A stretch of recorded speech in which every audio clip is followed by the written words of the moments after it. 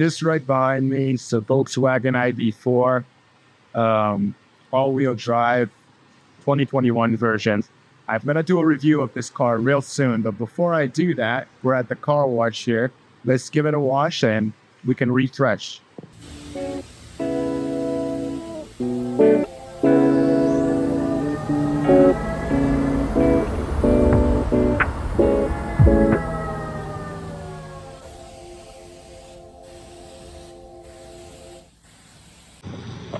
Right, so there it is right behind me after a nice car wash. This is the 2021 Volkswagen ID.4 Pro S, which means it's an all-wheel drive.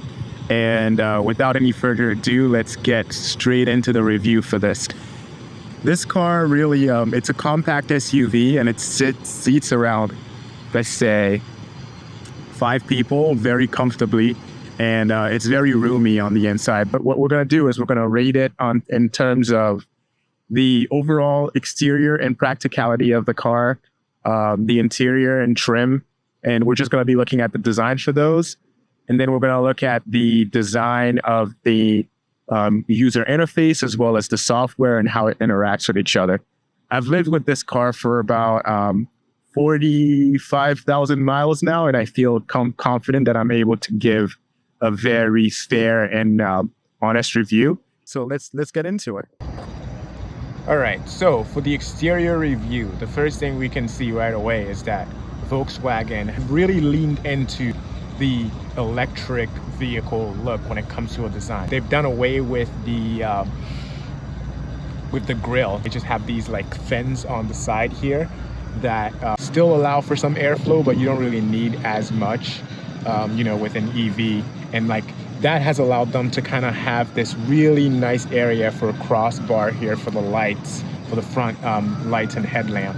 And also room for the Volkswagen logo and emblem, which kind of lights up, you can control whether you light it up or not, but it's a very cool. For me, it reminds me of like, let's see if I can find the key here to turn this on. It reminds me of the Apple computers where like the Apple emblem would light up. There you go. Cool. And it really is quite a statement, considering they were one of the first to roll this style out on EVs, and it is packed full of details. It does feature this adaptive light assistant, which has sensors that will adapt to different conditions and environments you run into, and I've found it to be very useful in foggy weather. The way they integrated that crossbar with emblem is clever and fits into the ID line look they're going for. And if you don't like EVs, this might not be for you, but this is a design review, so I will give it 3 out of 3 points. Because it's a head turner on the road, it's established that Volkswagen EV look. All right, moving on to the rest of the vehicle here. If we're looking at overall design, that two-tone color that they have going on, I feel as though it works really well for basically all the Volkswagen ID.4 models. That black guard that they have at the bottom sort of wraps around the whole vehicle, and it sort of serves as like protection into like these areas that are very prone to nicks and scratches. And if you have a car, you know what I'm talking about, where they tend to scratch and nicks from rocks and stuff, and it just ruins the paint job. So that guard is made out of this high density plastic here that kind of protects from that, which I found to be a pretty nice touch. And overall, the build is also pretty good. I think I've been looking for anywhere where there might be gaps or issues with the build quality, and I haven't been able to kind of pick out anything. Although, yeah, if I'm being very nitpicky, there's like this one area around the driver's side where I could say like, oh, that gap looks bigger than the rest of them. I could be like, that that right there, that gap looks bigger than in the rest of them. Maybe it's an alignment issue, but that's basically as much of a complaint as I have with the build for this. Yeah, now let's take a look at the rims real quick. The rim design for this on the wheel is also an interesting choice by Volkswagen, because they also kept the two-tone color, which is nice. You know, they kept the theme going, and they did have room to add like an extra emblem. You know, that emblem, that VW two-tone emblem, shows up quite a lot on the car actually, and I you know, it's grown on me. But they went with this turbine looking thing, which is, to me, is pretty busy. But if you look at it in context with the rest of the design, I think it works. So I would also give the side profile a 3 out of 3 points because it's well balanced. while we're at it, you know, I can go ahead and talk about the tires real quick. I know that the stock tires for these, Volkswagen did this staggered thing where the back tire was a little bit bigger than the front, which gave it a very nice look, but it didn't last long. It lasted right around 12,000 miles. They advertised it from like 12 to 15,000, but it lasted around 12,000 miles before I had to change it. And I had this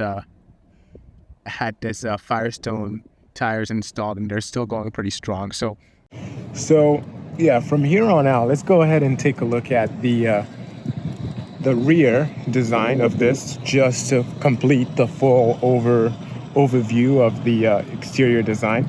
The rear design, you know, again, you see that crossbar here that shows up across the whole vehicle, and that does light up at night, and you have the Volkswagen emblem right in the center with the ID.4 mark right there. Very what's the word I'm looking for?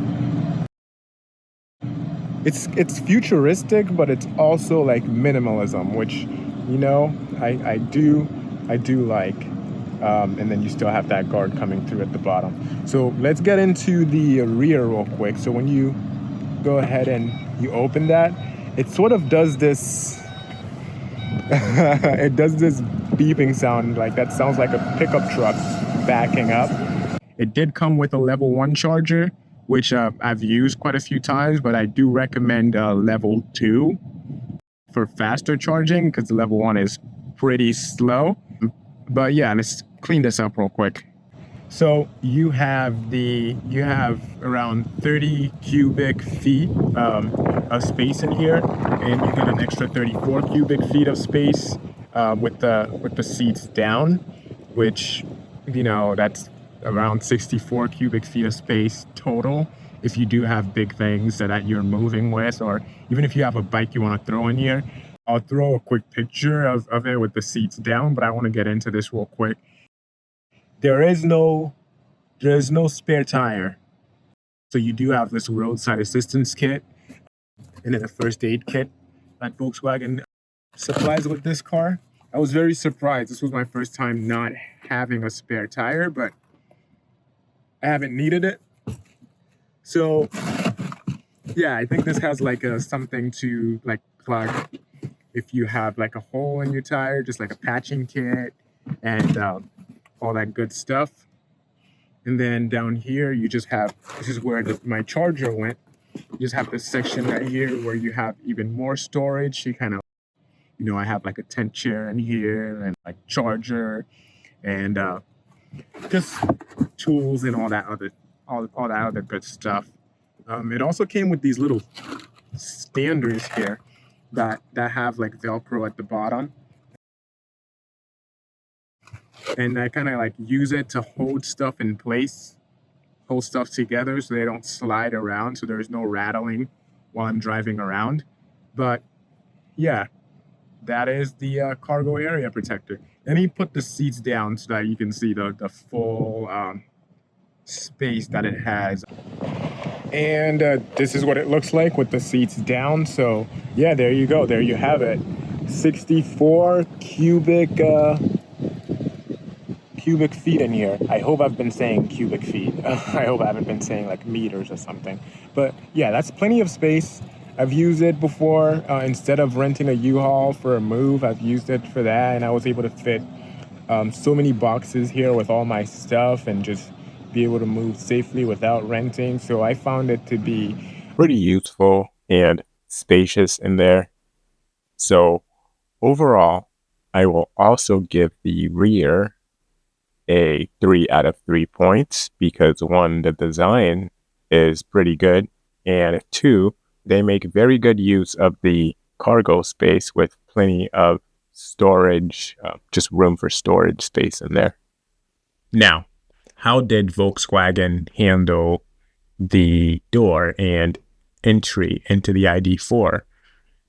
Well, it features keyless entry where you can just approach the ID.4 with your key in your pocket, and there's a little sensor in that indent that detects your hand. So when you reach for the door, it just detects that motion, that tap, and it unlocks the door for you. So getting into the interior, what you notice is there are a lot of shapes. They did put a lot of thought into all these shapes and how they align with each other. It's not like there's one consistent line that bisects the whole thing. There's just shapes that allows them to sort of like open up the space a little bit and let everything breathe. It's not like everything is overpowered, there's like consistency in the lines and how everything aligns with each other through and through. So you can tell that there was a lot of thought put into how the interior space of the design was going to work together. So it doesn't feel busy, which, kind of plays well with the whole comfort thing. And speaking of comfort, these big seats right here, they kind of feature this, they're big and comfortable, nice and soft and comfy. And they kind of feature this breathable mesh upholstery here that just allows everything to breathe and not trap any odors, which I like. And I also like the honeycomb pattern quite a bit. Both driver and passenger of the car have this ID logo etched on the side of it. And all those lines too that kind of break everything up, I think is a nice touch. You've got your standard buttons right here to kind of like memory lock everything after you've set it to what you want. And if we get in real quick, they do have armrests here for sort of like long trips that you just set with this button right here. You can just use those to like rest your arm on long trips and just in case if you really do need it. So that being said, those are the comfort features of the interior. Let's go ahead and hop in real quick and take a look at it overall. You can see the intentionality here. And they make good use of all the materials that they have inside of the vehicle here. First things first, let's take a look at the center console. We're not going to look at the dash just yet. The center console I find pretty interesting because they kept everything open concept. And by that I mean, if you want to configure anything in here, you can. And, these little dividers here, you can kind of like swap them around how you want them. They do have a little clip that they go into. I can't just look through my camera. There we go. If you want them like that, or if you want to take them out completely and use the space like that you want, you can keep it that way. And you can rest your phone right here. And there's a little charging station as well. And that lights up at night, so you can keep it nice and safe. Two USB Type-C, I should say, charging ports.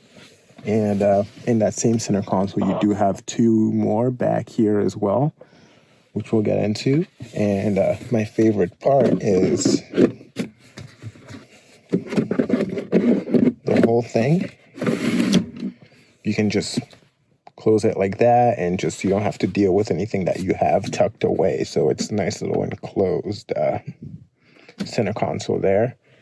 And up here, they have this piano black, sort of like, I don't know what to call it, but just like centerpiece here that holds on to this compartment that you can configure for your cup holders. And I say it like that because if you don't want this up here, check this, right? You can just swap it with those dividers, and then you have a completely different configuration. Like that, and boom, oopsie, boom, boom, like that.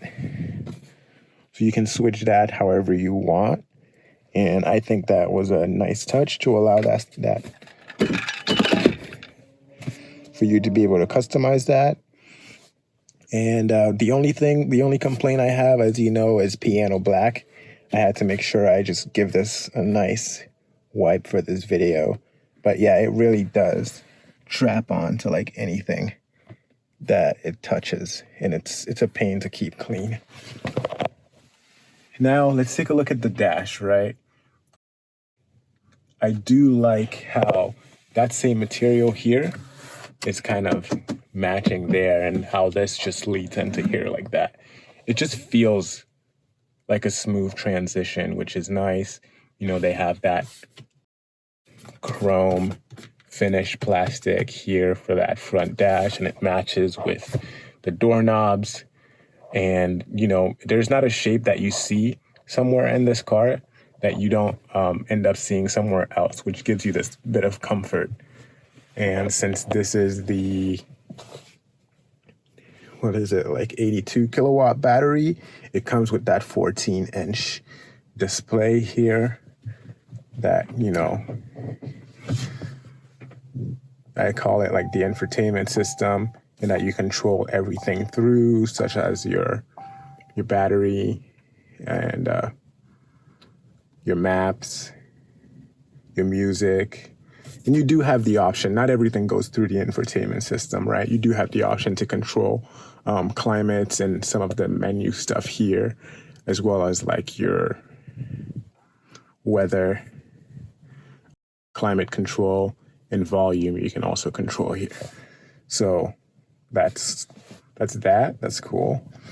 And moving on to here, there's also like this 5.2-inch display, I believe it is, for the driver. This is where you will have your odometer, your range. You can also get access to the range through here, but you do have that there. And it's all something that you can control through here. Before I forget, we also need to look at up here. One thing that I wish that they had was this little compartment here that you would use for like storing your safety glass, your glasses, your sunglasses, something along those lines. Volkswagen like took that out. So I have to like use one of these little pockets here. Plenty of storage space, so it's no big deal, but would have been nice to have it. And, you know, there's a lot of swipe motion. They have a full panoramic moonroof that you open with a swipe, and watch that thing go.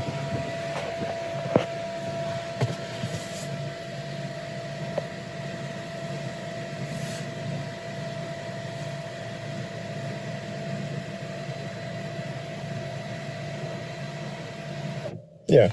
You keep it consistent, but man, that piano black though. That piano like baby everything. But like those design patterns or shapes, they show up and they kind of like work well together. And there's plenty of storage space. Like I think it's about what it is that they do with what they have, and how everything blends together. That really impressed me about this. But yeah, and here you've got plenty of leg room and plenty of space. You've got a nice view of the panoramic roof that you can look at. It goes all the way back. And just got some nice corners for storage. There's not too many things that are crazy that are going on. And then you just have the ID point logo here.